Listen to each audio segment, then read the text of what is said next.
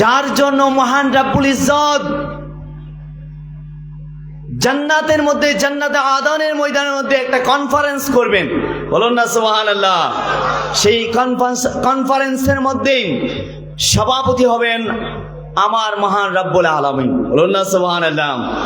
Honourable chief guest হবেন রাসূল পাক সাল্লাল্লাহু তাআলা আলাইহি ওয়াসাল্লাম। আর যে কনফারেন্সের এরকম একটা ব্যানার থাকবে বড় করে, সেই ব্যানারে এক পাশে থাকবে মাওলা হাসানের নাম, আরেক পাশে থাকবে মাওলা হুসাইনের নাম। সুবহানাল্লাহ। এটা আসতে বলেন। সেই জান্নাতুল আদন যার নাম জানানোর জন্য, যাদের নাম দেখানোর জন্য মহান রাব্বুল ইজ্জত একটা কনফারেন্স করবেন, সেই কনফারেন্স আমরা আজকে সাজাচ্ছি কিনা? সাজাচ্ছি কিনা? কেন এত বড় কনফারেন্স? কেন সোহাদায়ে কারবালা? কারণ এই সোহাদায়ে কারবালার যাদের নাম আমরা মেনশন করছি, তাদের নামে মহান রাব্বুল ইজ্জত একটা কনফারেন্স করবেন। চিৎকার দিয়ে বলুন না সুবহানাল্লাহ। সেই দিন জান্নাতের সবাইকে জানিয়ে দিতে চাইবে, তোমরা কি জানো আজ কার কনফারেন্স? তোমরা কি জানো আজকে কার নাম ডিক্লারেশন করা হবে? আমি আল্লাহ হব প্রেসিডেন্ট, ওই অধিবেশনের সভাপতি, আর আমার নবী হবেন প্রধান অতিথি। আর আসতে বলেন আমার বন্ধু, the importance of manners and etiquette, অর্থাৎ আদবের গুরুত্ব সম্পর্কে সুন্দর আলোচনা করেছেন। আমি আলোচনা করব implementation of manners and etiquette. এই ছেলেরা ভালো করে শুনবে। মহান রাব্বুল আলামিন আমাদেরকে আদবের গুরুত্ব কোরআন এবং সুন্নাহর মাঝে শিক্ষা দিয়েছেন। আজ জানবা আদব গ্রহণ করার কারণে আমাদের জীবনে বাস্তবায়ন কি হবে, জানা দরকার আছে কিনা? আছে কিনা বলেন। قال عمر رضي الله تعالى عنه تعدبوا وتعلموا। সাইয়েদনা ওমর রাদিয়াল্লাহু তাআলা আনহু বলেন, এলেমের পূর্বে আদব তোমরা কি করো? বাস্তবায়ন করো। বলুন না সুবহানাল্লাহ। এলেমের পূর্বে কি? এলেম অর্জন করার আগে, if you want to be gain the knowledge, now you have to prepare etiquette's manner। বলা হচ্ছে যখন তুমি এলেম অর্জন করতে চাও, if you want to gain knowledge, must be, মনে রাখতে হবে তোমাকে প্রথমে যেটা করতে হবে সেটা হচ্ছে আদব। You will take etiquette and manners। কেন? আদবের সাথে মহাব্বতের সম্পর্ক। বলুন না সুবহানাল্লাহ। যারা মহাব্বতের সাথে আদব থাকবে, আদবের সাথে মহাব্বত থাকবে। কেননা আমার নবী রাসূল আরবি হুজুর পুরনূর সাল্লাল্লাহু তাআলা আলাইহি সাল্লাম যখন হিজরত করার জন্য মক্কাতুল মুকাররম থেকে মদিনাতুল মুনাওয়ারাতে যাবেন, তখন বলেছিলেন সাহাবায়ে কেরামকে, হে সাইয়েদনা আবু বকর সিদ্দিক রাদিয়াল্লাহু তাআলা আনহু, হে আবু বকর, আমি মদিনাতে হিজরত করব, তোমাকে জানিয়ে দিলাম। এমত অবস্থায় একদিন আল্লাহর হাবিব সাল্লাল্লাহু তাআলা আলাইহি সাল্লাম যখন এই কথা ঘোষণা করে দিলেন, সাইয়েদনা আবু বকর সিদ্দিক রাদিয়াল্লাহু তাআলা আনহু ঘরে যখন আমার নবী করাঘাত করলেন দরজার মধ্যে, সাথে সাথে সাইয়েদনা আবু বকর রাদিয়াল্লাহু তাআলা আনহু দরজা খুলে দিলেন। বলুন না সুবহানাল্লাহ। তখন আমার নবী বললেন, হে আবু বকর, হে আবু বকর, আমি তোমাকে 6 মাস আগে আমি হিজরত করব বলেছিলাম, আর সেই আদবের সহিত তুমি আজ আমি দরজায় করাঘাত না করতেই তুমি আবু বকর কি করলে? সাথে সাথে দরজা খুলে দিলে।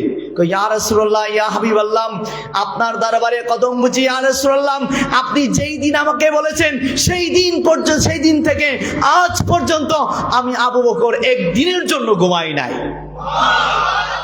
আর আসতে বলেন, এটাই আদব, এটাই আদব। আমার নবী বলেছেন, আবু বকর রাদিয়াল্লাহু তাআলা সেটা গ্রহণ করেছে। গ্রহণ করতে করতে তিনি 6 মাস যাবত রাতের বেলা ঘুমান নাই। কি আদব ছিলেন। সেই আদবের কারণে আমার বন্ধু আদবের গুরুত্ব বলেছেন, ইমপ্লিমেন্টেশন অফ ম্যানার্স দেখেন, আদবের বাস্তবায়ন দেখেন।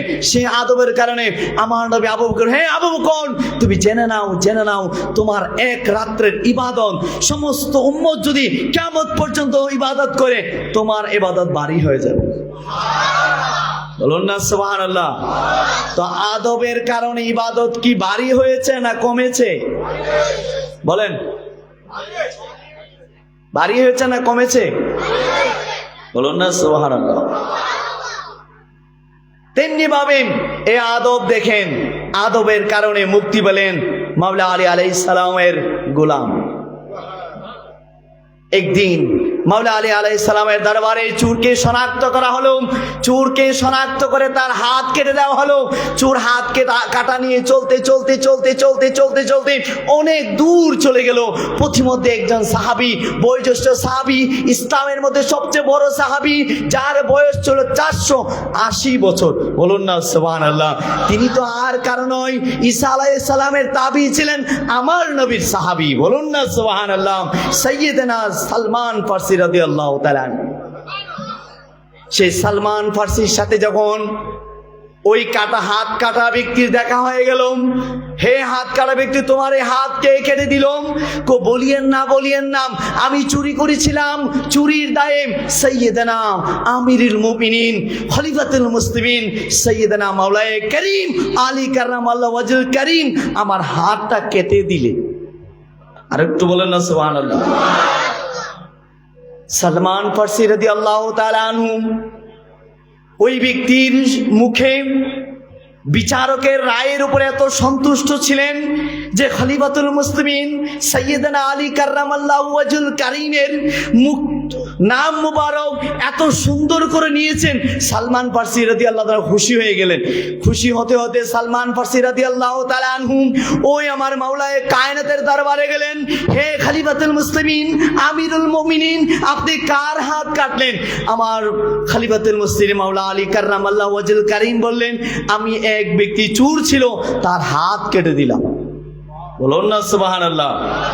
আদব দেখেন, আদব শুধু নামের বরকতে। আমার বন্ধু আদবের গুরুত্ব বলেছে, আদবের কারণে ফলাফল কি হয় তা জানা দরকার আছে কিনা? সাইয়্যিদানা আলী কাররামাল্লাহুর দরবারে যখন সালমান ফারসি রাদিয়াল্লাহু তাআলা আনহু বললেন, কি বলেন? আমি তার হাত কাটার পরেও সে আমার নাম এত পবিত্র, এত সুন্দর করে সাবলীল ভাবে নিয়েছে।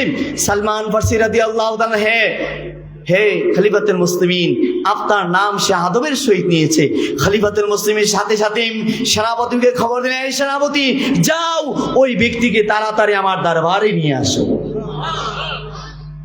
আর একটু আসতে বলুন না সুবহানাল্লাহ। ওই ব্যক্তি যখন আমার খলিফাতুল মুসলিমিন সাইয়্যিদানা আলী কাররামাল্লাহু ওয়াজহুল দরবারে আসলেন, তখন এসে বললেন, হে মাওলায়ে কারীম, আপনি কি আমাকে ডেকেছেন? হ্যাঁ, তোমাকে আমি ডেকেছি। তুমি কি আমাকে এইভাবে আমার নামটা নিয়েছিলে সালমান ফারসির কাছে? হে খলিফাতুল মুসলিমিন, হ্যাঁ, আমি এভাবেই আপনার নামটা নিয়েছিলাম। হে বাচাধন, হে আমার বাবাজি, তুই এইদিকে আস, এই হাতটা দাও। হাত দেওয়ার সাথে সাথে একটা কাপড় দিয়ে মলে দিলেন, আর কাপড় খুলে দিলেন। কাপড় খোলার সাথে সাথে ওই ব্যক্তির হাত জোড়া লেগে গেল। বলুন না সুবহানাল্লাহ। কি আদব! আদবের দরবার দেখেন কত বড়। আদব করার কারণে শুধু নাম মুবারক ভালো করে নিয়েছেন মাওলায়ে কারীমের। যে মাওলায়ে কারীমকে আল্লাহ এত মর্যাদা দিয়েছেন, আমার আলীকে আল্লাহ কত মর্যাদা দিয়েছেন। আমার আলীর ব্যাপারে যখন সাহাবায়ে কেরামের মধ্যে কিছু ভুল বুঝাবুঝি শুরু হয়ে গেল, এমত অবস্থায় আমার আল্লাহ কোরআন আয়াত নাজিল করে দিলেন, হে ঈমানদারেরা জেনে নাও, আল ইয়াউমা আকমালতু লাকুম দীনাকুম। বলুন না সুবহানাল্লাহ। আজ আমার নবী তোমাদেরকে সাহাবায়ে কেরামকে 1450 বছর আগে সাহাবায়ে কেরামকে সবাইকে ডাকলেন, সবাইকে ডেকে বললেন, আজ তোমাদেরকে এমন ব্যক্তির সম্পর্কে তোমাদের ঘোষণা দিব, হে আমার ভাই মাওলা আলী, তুমি এদিকে আসো। বলুন না সুবহানাল্লাহ। কার নাম নিচ্ছে? যার নাম নিয়েছেন আমার নবী। বলুন না সুবহানাল্লাহ। যেই ব্যক্তি হচ্ছেন হাসনাইন কারিমাইনের বাবা, সেই মাওলা আলীর দরবারে যখন আদব দেখানো হলো, তখন ওই ব্যক্তি কি পেল? নাজাত পেল। বলুন না সুবহানাল্লাহ। তা আদব দরকার আছে কিনা? শুধু তাই নয়, দেখেন আদব আর মহাব্বত কোথায় আজকে জানা দরকার আছে। একদিন এক ব্যক্তি, খুব পাগল টাইপের এক ব্যক্তি, নিজামউদ্দিন আউলিয়ার দরবারে কাছ থেকে বের হয়ে পথিমধ্যে যাচ্ছিলেন। যাওয়ার সাথে সাথে এক ব্যক্তি দেখলেন, ওনার একজন নিজামউদ্দিন আউলিয়ার একজন প্রেমিককে দেখলেন এক ব্যক্তিকে ওনার মহান মুর্শিদের একটা ছেঁড়া জুতা নিয়ে চলে যাচ্ছেন।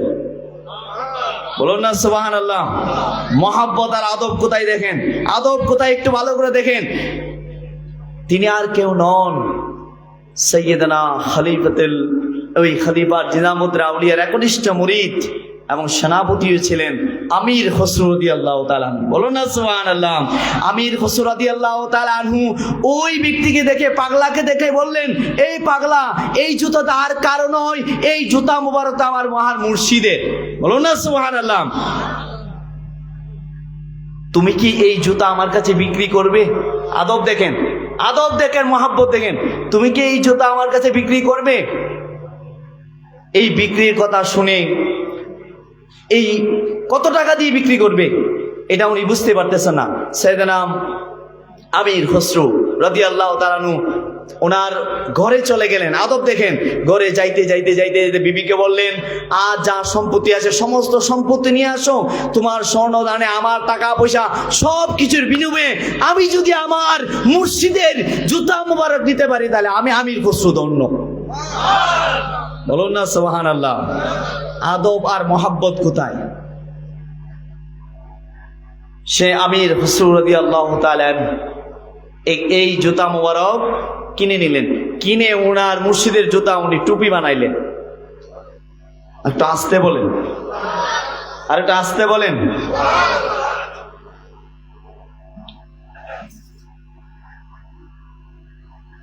এটা কি আদব না বেয়াদব?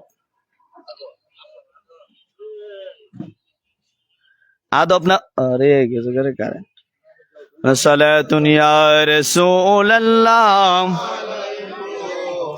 সালামুন ইয়া হাবিবাল্লাহ,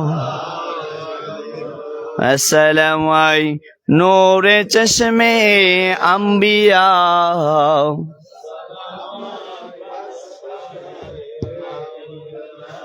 সালাতুন ইয়া রাসূলুল্লাহ,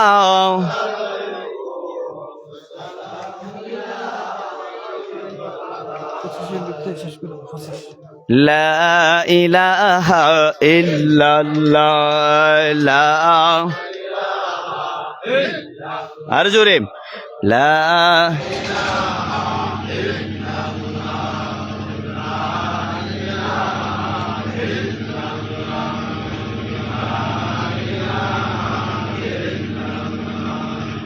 লা ইলাহা ইল্লাল্লাহ, লা ইলাহা ইল্লাল্লাহ।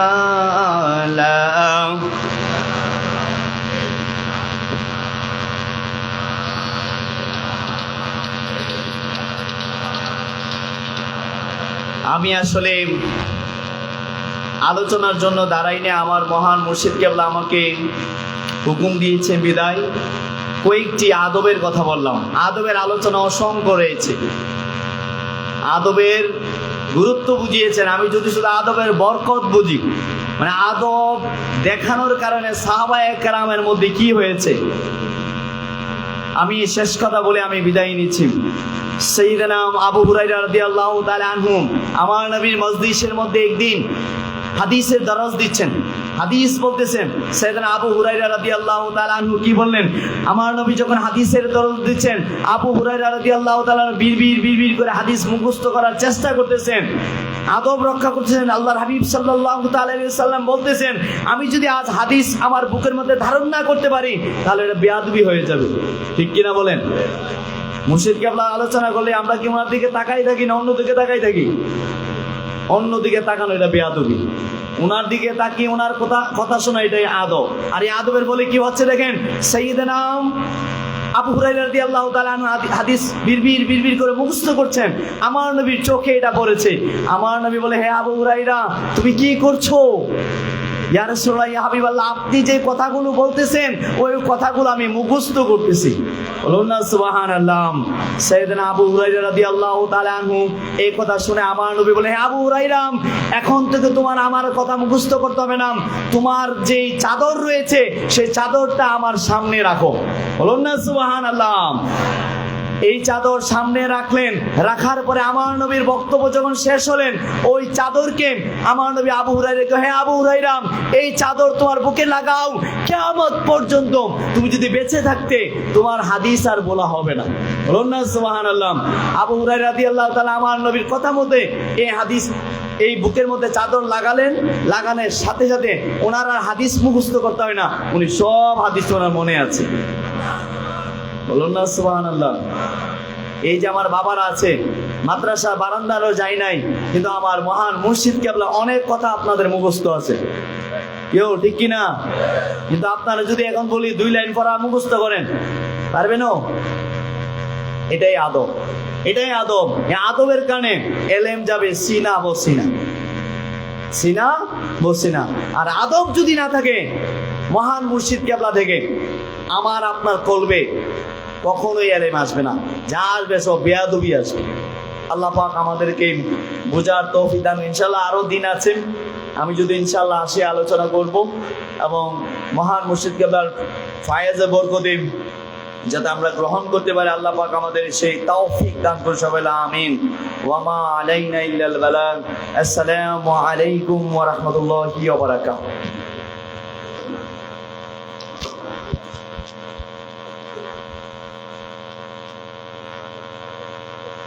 মহান মুর্শিদ কেবলা এখন আলোচনা করবেন, এবং এরপরেই আমাদের খাবার